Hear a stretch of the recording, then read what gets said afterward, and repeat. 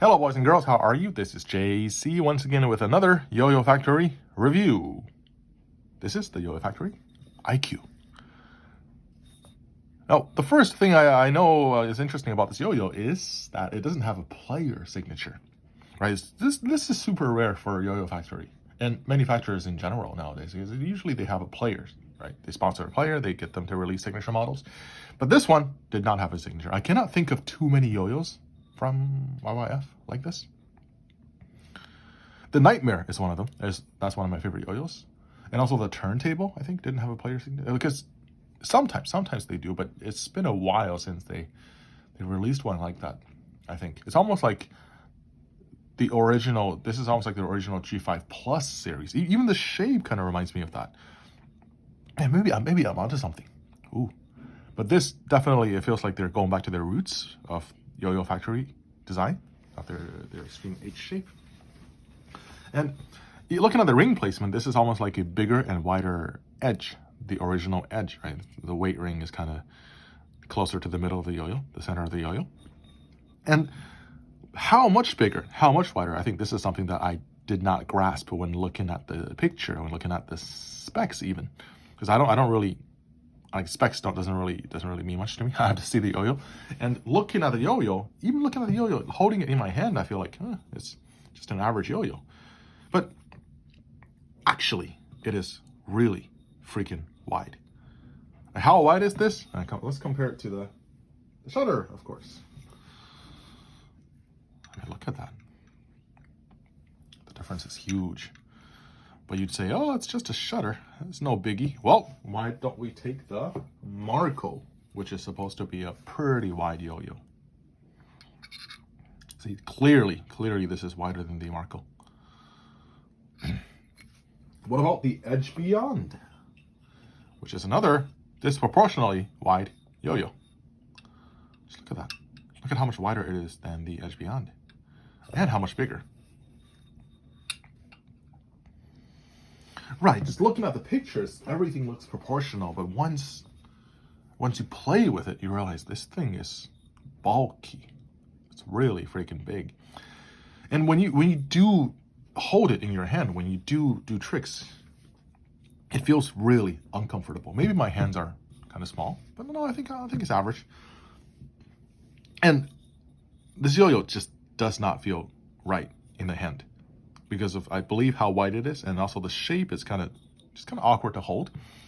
So I did not like this, right? I did not like it in the beginning, but then, like I always say, every yo-yo takes time, because my norm is, again, the shutter, right? You can't, again, compare the shutter to the IQ. It feels like yo-yos from two different eras. Actually, I want to compare it with the radius. The radius. Look, jeez. Yeah, the difference is pretty big. Diameter-wise, radius is actually taller. But these almost feel like yo-yos from different eras. But the fact is that they are both yo-yos being used by competitive players nowadays. So that's super cool, super interesting. And yeah, so I did not like the shape at first. And it looks cool, but in the hand, it's too bulky. It feels like I'm holding it's like a cube or something. So I needed to get it onto the string, give it some time, give it a few weeks, and I did. And even after almost a week, I'd say, this yo-yo still feels uncomfortable. And it feels like you're playing with a cube on the string, really. Like, it's so big. It's so big and so wide. It's almost like I'm not sure if it's oversized, but I'm definitely in terms of volume, in terms of material used, this is probably up there. But aside from the subjective feel, the IQ is a top performer. It's because it feels kind of strange, because you're not used to yo-yo feeling like this. But then you play with it, it's almost like it's not a yo-yo, but it is. And when you play with it, you realize it does everything, right? Again, like, it's big, it's bulky, it's wide, it's hard to miss string hits with this. And it's extremely stable thanks to the weight ring and the H shape. It is not fast, but it's not the fastest, but it's not sluggish.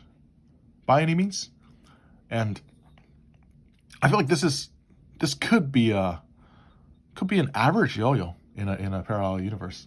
I guess, but with people with bigger hands, if that's the case, it's almost like I don't like this yo-yo, so I want to pick out some problems with it, but I can't because it is doing everything I ask it to.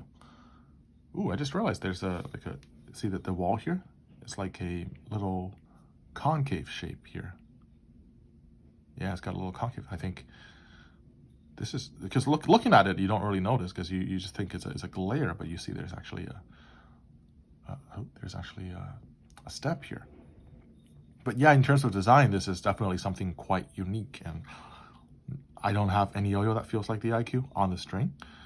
And this is kind of the tradition of YOYOFACTORY, is they don't really cater to the mainstream market.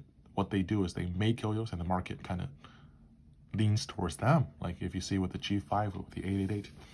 And I think the IQ is something like that, once again. Yeah, is an excellent yo-yo. I cannot complain about. Oh, there's one thing I can complain about is when you throw the yo-yo, the part of the reason why it feels uncomfortable is because that when you throw it, it feels like it's going a bit slower than most other yo-yos when it goes down the string, and it feels like you don't feel this connection with the IQ like you do with a lot of other yo-yos. The IQ is like it has its own mind, and also even when doing tricks, it's like you're going. And once again, like I think I said it, like it's like you're playing with not a yo-yo. It's like you're playing with a cube that just can land on strings. Yeah, so even after weeks, I was not able to get used to this feel, which is rare because a lot of other yo-yos they can be stringed at first, but I get used to them. Like, and eventually they feel quite natural. But the IQ, man, is really something else. So at $120, it is pretty expensive. It does come with some really sweet colorways. This is one of them, but there's like the black gold, there's the black silver, which are super sweet. And $120 is pretty expensive. And YOYOFACTORY is always really ambitious with their pricing. And I think this IQ didn't quite sell as well. So you can probably pick them up for cheaper on the secondary market. Yeah, with YOYOFACTORY, I rarely pay retail for their yo-yos. But at $120, I would say it's not worth it because the build quality and everything is there, and the design is definitely super sweet. But I would definitely advise trying this yo-yo, or just look at the dimensions. Like, keep in mind, because do not buy this and be surprised by the width and the diameter, right? Just know what you're getting into before spending $120. That's all I have for the IQ. Thank you.